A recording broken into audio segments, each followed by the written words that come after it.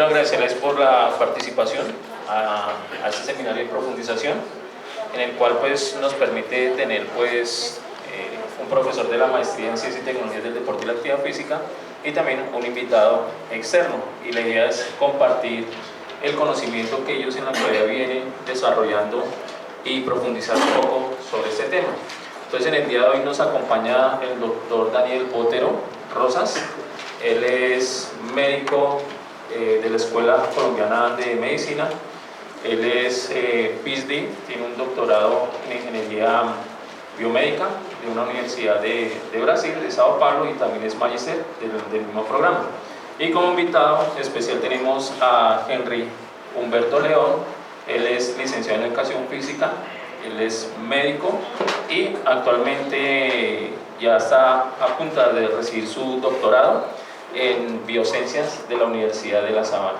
Y pues ellos dos son expertos y tienen mucho conocimiento y experiencia en el campo de la variabilidad de la frecuencia cardíaca, teniendo en cuenta que este tema es uno de los temas de la actualidad y donde muchos investigadores en el mundo vienen desarrollando en el ámbito del deporte y la actividad física. Entonces le doy una bienvenida al doctor Botero y al doctor Henry León. Bienvenidos. Bueno, muchas gracias. Primero que todo, pues agradecer la asistencia, que hayan venido y que asistan a algo que es novedoso a nivel internacional. Es el análisis de la frecuencia cardíaca, de la variabilidad de la frecuencia cardíaca. Digamos que he tratado de hacer esta presentación haciendo una introducción más a lo que es la variabilidad de la frecuencia cardíaca, a cómo se puede usar, cómo se puede tratar de interpretar, ¿cierto?, para que el doctor León les cuente sobre sus experiencias investigativas, sobre su trabajo investigativo, sobre todo relacionado con la parte de inflamación. Básicamente la variabilidad de la frecuencia cardíaca dentro de esos estudios parece ser que nos permite de alguna forma estar viendo cómo va evolucionando la inflamación en cualquiera de estos procesos inflamatorios a los cuales nos vemos afrontados. No es que yo sepa escribir en griego, ¿sí? Es simplemente que el dispositivo, no sé qué pasó, cambió las letras, pero bueno, en vez de decir se hace chino, eso parece como árabe, yo no sé qué es esa vaina, ¿no? Como griego. Ahí se supone que estaba el título, ¿sí? Lo resumió y entonces es básicamente presión arterial, variabilidad de la frecuencia cardíaca y sistema nervioso autónomo. Entonces básicamente es cómo funciona este sistema.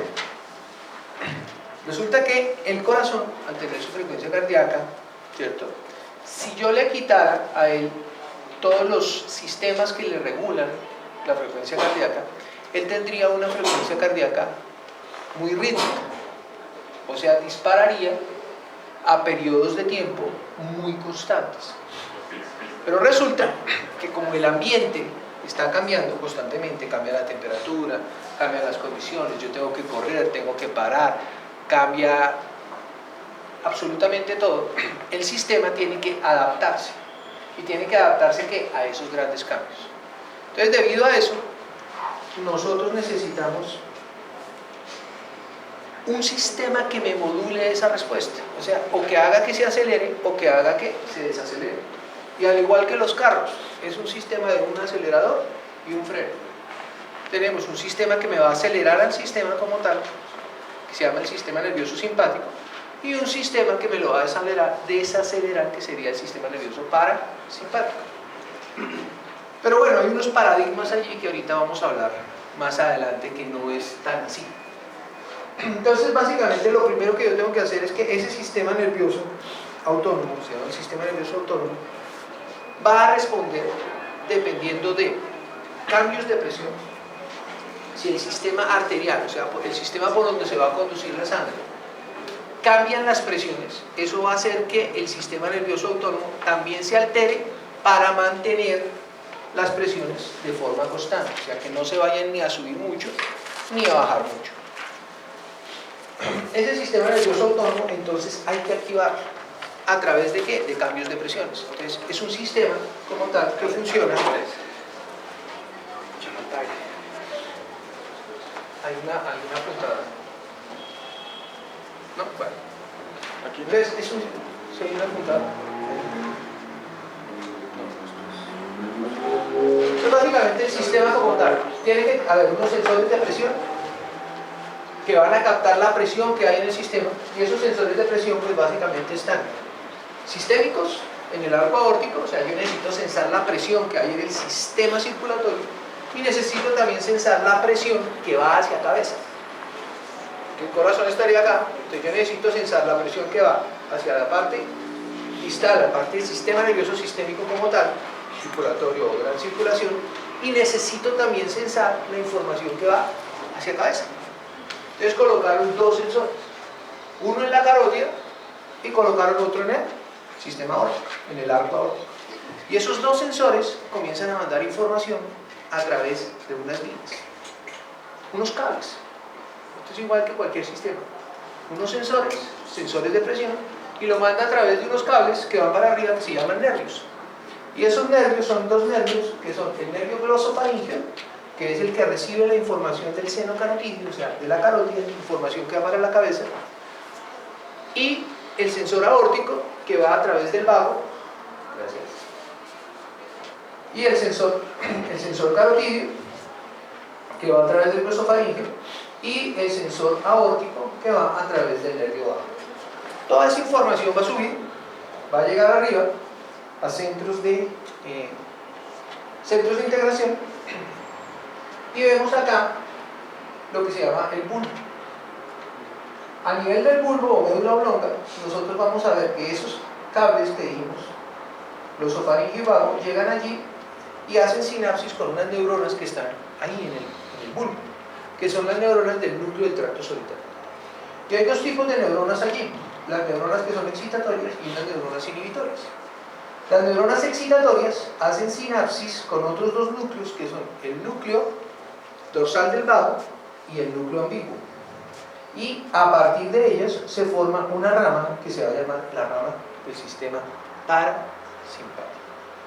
Y esa rama va a salir por el nervio vago, porque el nervio vago tiene aferencias, o sea, tiene cables que llevan información de afuera hacia adentro y tiene cables que llevan información de adentro hacia afuera. Entonces los cables que están saliendo, o sea, del sistema nervioso central hacia afuera, también van por el nervio vago, pero son las eferencias de ese nervio vago que viene del núcleo dorsal del vago. Todo eso llega y va a inervar, va a unos ganglios simpáticos y luego hace inervación simpática del corazón o de los vasos sanguíneos o de la glándula suprarrenal. Todo este sistema, entonces, ustedes ven que el hecho de cambiar presiones dentro del sistema me va a generar una activación del sistema nervioso autónomo para que cambie la función de la bomba. O sea, si aquí la presión se cae, yo tengo que activar ¿a quién? A la bomba para que bombee más, y tengo que activar los vasos para que se haga una constricción y aumente la presión. Eso sería un sistema de control, y eso es lo que hace el sistema nervioso autónomo. Resulta que para activar ese corazón, yo les dije que si yo sacara un corazón y lo tuviera quietico, él se iba a mantener siempre rítmico a una determinada frecuencia. Pero como yo he activado este sistema, yo lo que estoy haciendo es activar más un sistema que el otro para hacer que el corazón se acelere o el corazón se desacelere, haciendo que cuando lo acelero pues bombea más sangre, aumentan las presiones. Y al igual, aumentar la actividad, genero vasoconstricción y eso aumentaría también las presiones y mantendría el sistema funcionando normal. Caso contrario, cuando bajo la presión. Si yo bajo la presión, disculpe, si yo aumento la presión, pues lo que buscaría sería disminuir la frecuencia cardíaca. Ahí ustedes ven, entonces, ese sistema nervioso autónomo, como tal, pues tiene un origen a nivel allí, de ese centro integrador que estaba en el bulbo. Pero como tal, también tiene influencia que viene de la corteza cerebral, en el córtex cerebral, y por eso usted en cierta forma puede tener influencia sobre la frecuencia cardíaca. Entonces algunos tibetanos y todo eso parece que utilizan estas vías y consiguen de alguna forma inhibir la información que llega de otros lados y con eso pueden controlar su frecuencia cardíaca. Al igual ocurre la integración a nivel del bulbo y pues se generan todas las respuestas fisiológicas a nivel de sistema circulatorio. ¿Okay? Pero resulta que ese sistema de control circulatorio, de acelerar el corazón o desacelerarlo, no es solamente dependiente de esos receptores de presión. Y les voy a poner un ejemplo. Cuando usted hace ejercicio, actividad física, usted se da cuenta que la frecuencia cardíaca aumenta, ¿cierto? Pero su presión arterial se aumentó y aumentó también la frecuencia. Dice, pero ¿cómo es posible? Según lo que vimos anteriormente, dijimos que si yo aumentaba la presión arterial, el sistema me iba a generar ¿a qué? Una disminución de la frecuencia cardíaca, ¿cierto? Para volver a bajar la presión y mantenerla normal. Entonces resulta que apareció otro bichito dentro del juego. Se llaman los quimioreceptores. Los quimioreceptores van a sensar, básicamente, hay dos tipos de quimioreceptores, los periféricos y los centrales. Los periféricos van a sensar, pues, ¿qué? Presiones de oxígeno, presiones de CO2 y pH. Y cuando esas presiones de CO2 cae el pH y también cae en la presión de oxígeno, estos sensores se activan y ellos generan una activación de los centros respiratorios. Básicamente, ¿qué? Los centros de la ventilación, aumentando la frecuencia con que usted respira y adicionalmente también aumentan la expansibilidad torácica, ¿sí? Que es lo que llamamos la ventilación. ¿Qué ocurre entonces? Al aumentar la ventilación, yo voy a generar una caída en las presiones de CO2 y esas caídas en las presiones de CO2 son influencias negativas hacia el sistema integrador. Entonces miren que el sistema integrador de control de la frecuencia cardíaca está mediado, uno, por los vasoreceptores, dos, por los quimioreceptores periféricos, pero también hay unos quimioreceptores centrales. Y esos quimioreceptores centrales pues también me van a ayudar a alterar esa ventilación, barrer más CO2 y producirme pues esos efectos negativos. Al final, ¿quién predomina? Predomina estos efectos aquí negativos que generarían un aumento en la frecuencia cardíaca. Por eso cuando usted hace ejercicio, su frecuencia cardíaca se va a aumentar a pesar de que las presiones se estén elevando. ¿Debido a qué? A la producción o a los cambios de pH, de presiones de CO2 y de presiones de oxígeno. Pero resulta que ese sistema, cuando se activa ese sistema nervioso autónomo, pues no solamente actúa sobre el sistema circulatorio, ni sobre la respiración, también actúa sobre toda la parte metabólica. O sea, el sistema nervioso autónomo, simpático, básicamente simpático, bueno, y también algo parasimpático, actúa sobre hígado, sobre páncreas, sobre estómago. Y páncreas y hígado están ayudando en toda la parte metabólica. O sea, el sistema nervioso autónomo también tiene que ver con el metabolismo celular. Y así, entonces ustedes comienzan a ver que cómo podemos observar cómo se está comportando ese sistema nervioso autónomo en el tiempo. Y una de las formas es, si yo sé que el sistema nervioso autónomo está controlando la frecuencia cardíaca, pues miremos esa frecuencia cardíaca. Y de forma indirecta, yo estoy mirando cómo está funcionando el sistema nervioso autónomo. Y al mirar ese sistema nervioso autónomo, hay varias formas de hacer los análisis. Hay análisis de la frecuencia cardíaca, ¿cierto? Normal. Y hay una cosa muy importante que se ha demostrado que tiene información de cómo está funcionando el sistema nervioso autónomo, y es lo que llamamos la variabilidad de la frecuencia cardíaca. Dependiendo de cuánto varía la frecuencia cardíaca, yo estoy hablando de cómo está activándose o no el sistema nervioso autónomo y si está predominando un ramo parasimpático o un ramo simpático. Y entonces para eso pues aparecen algunas técnicas. Entonces hay técnicas de evaluación de esto en el tiempo, hay técnicas de evaluación de esto en el dominio de la frecuencia y hay técnicas para evaluar esto en el dominio no lineal. Son técnicas matemáticas, o sea, es traer técnicas que vienen de la ingeniería y aplicarlas en vamos a decir así, una máquina, que nosotros también somos una máquina, funcionamos de la misma forma. Entonces, no, ahí ustedes ven, esto es un análisis en frecuencia. Ustedes ven aquí cómo hay unas ondas más altas en una determinada frecuencia y aquí cómo se comportan otro tipo de ondas en el tiempo, a través de que va pasando el tiempo. Entonces todas estas ondas, yo puedo ver si van aumentando o bajando como si fuera un ecualizador. Ustedes conocen esos aparatos de sonido, cuando ustedes clican, aparece un ecualizador y se ven unas banditas subiendo y bajando. Pues una de esas bandas la vamos a llamar simpático y la otra banda la vamos a llamar parasimpático. Y yo puedo observar cómo se van activando o no a través del tiempo. Eso es análisis en la frecuencia. Aquí simplemente era para mostrar un trabajo que se hicieron cuando se ve frecuencia cardíaca, ¿sí? La baja frecuencia, o sea, la energía en la baja frecuencia, aquí la alta frecuencia y la relación entre la alta y la baja frecuencia. Ustedes ven aquí, por ejemplo, fueron varios momentos con pacientes. Aquí son los no atletas, no, aquí son los atletas y estos son los no atletas, blanco. Los blancos, ustedes ven que los pacientes no atletas tuvieron un reposo, una actividad física, momento 1, momento 2, momento 3 y luego una recuperación. Observen que ¿dónde están? Los no atletas, que son los blancos, siempre tuvieron frecuencias cardíacas por encima de los atletas. Y eso era lo esperado. Pero observen aquí, esta es la baja frecuencia. La baja frecuencia nos está hablando de alguna, ya existe una participación allí en simpático, pero ahí hay mucha discusión en la literatura de si es solamente simpático o si es una modulación que hace el parasimpático sobre el simpático, que el parasimpático termina controlando el simpático.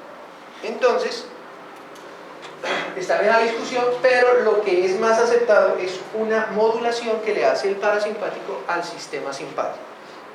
Entonces ustedes ven aquí que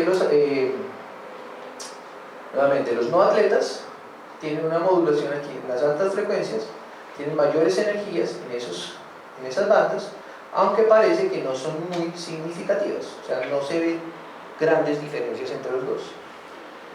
Cuando usted mira la alta frecuencia sí nos habla del parasimpático.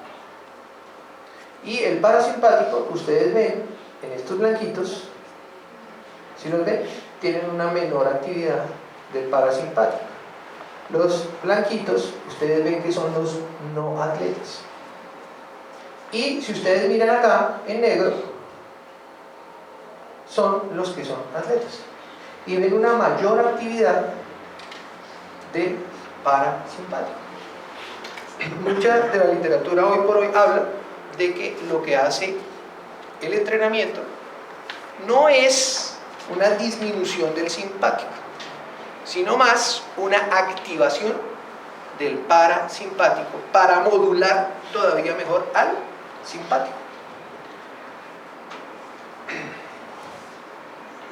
Aquí solamente para mostrar en el síndrome metabólico cómo, actuando sobre macrófagos, sobre células endoteliales, sobre arterias, sobre células adiposas, sobre una gran cantidad de células, podemos ver que el sistema nervioso autónomo está actuando sobre esas células, porque todas estas células tienen receptores para catecolaminas, o sea, el sistema nervioso simpático.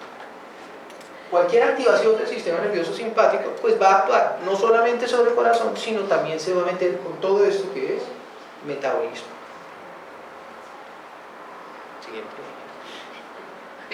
Y entonces aparece una hormona fundamental en el metabolismo y se llama ¿quién? Insulina.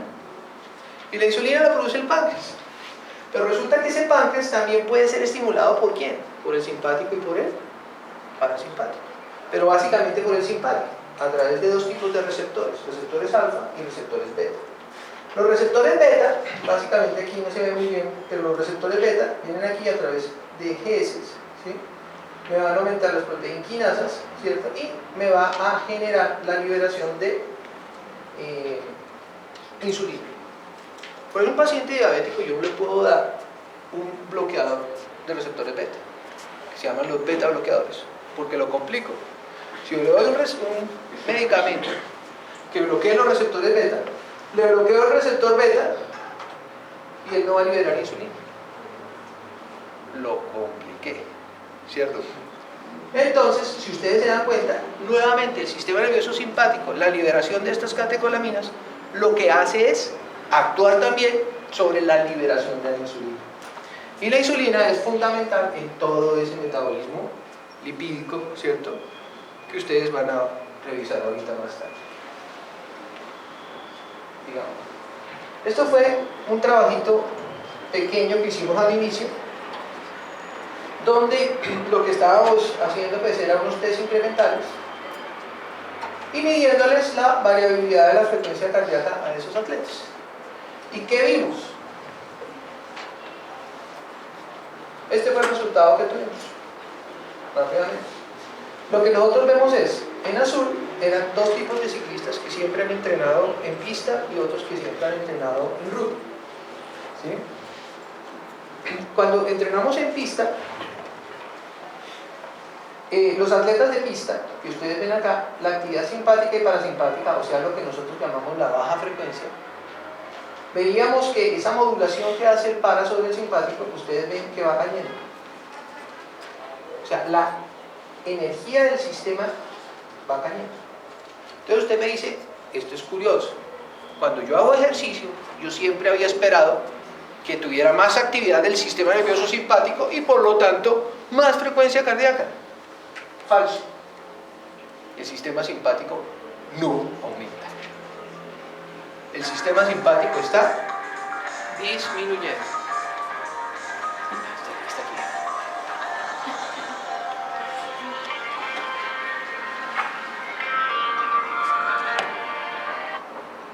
El sistema simpático lo que está es decayendo. Pero a su vez, miremos la actividad del parasimpático. El parasimpático también está decreciendo. Los dos sistemas se están agotando cuando tengo actividad física.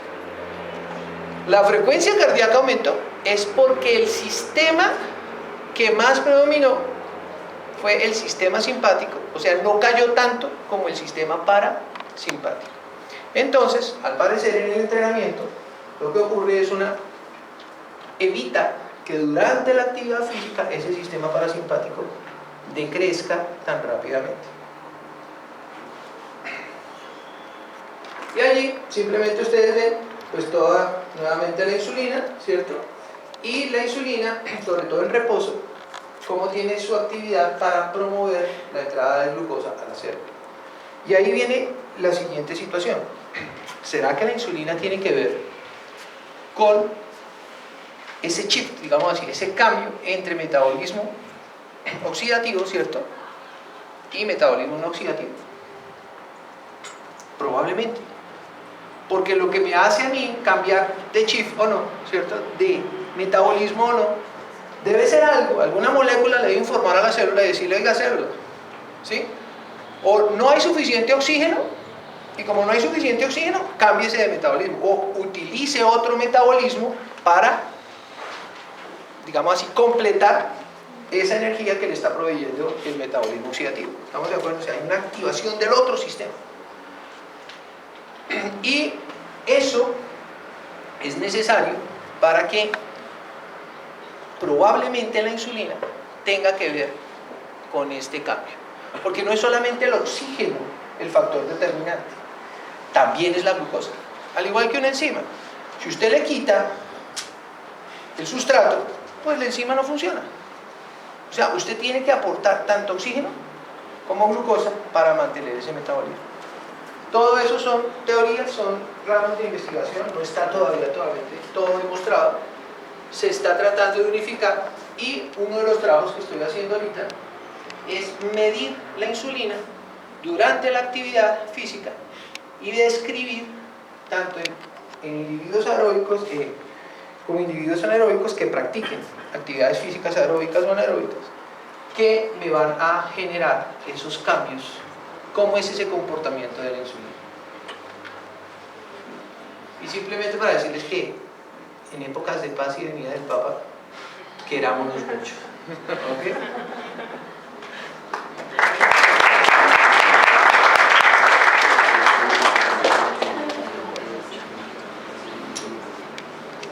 Muchas gracias, doctor Montero. Entonces continuamos con el doctor Henry León. Como lo mencioné en la presentación, él es médico, licenciado en educación física y doctor en biociencias.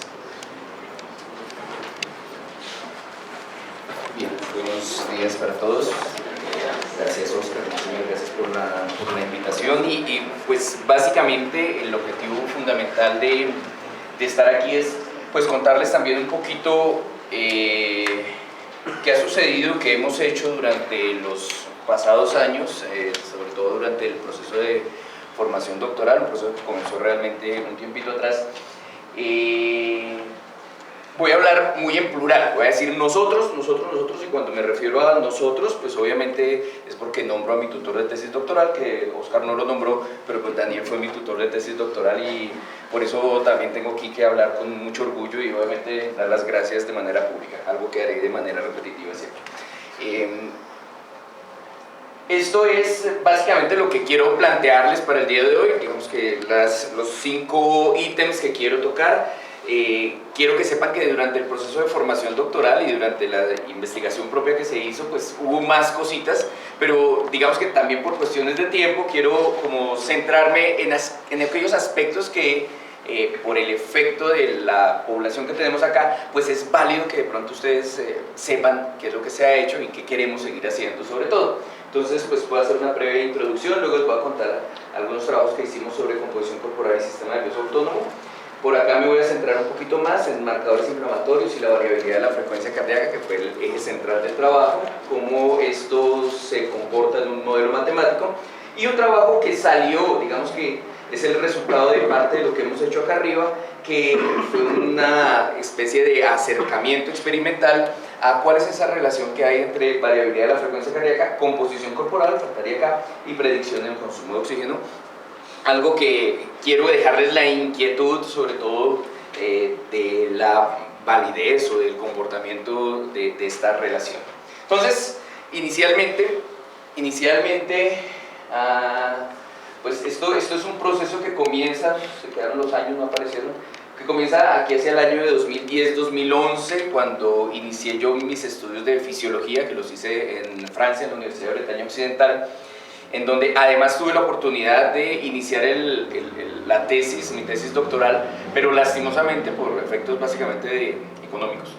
No fue posible hacerlo, fue en el año 2013, después de haber regresado a Colombia, que inicié ya mi tesis doctoral, y pues esta es como la escala de tiempo de lo que hemos hecho.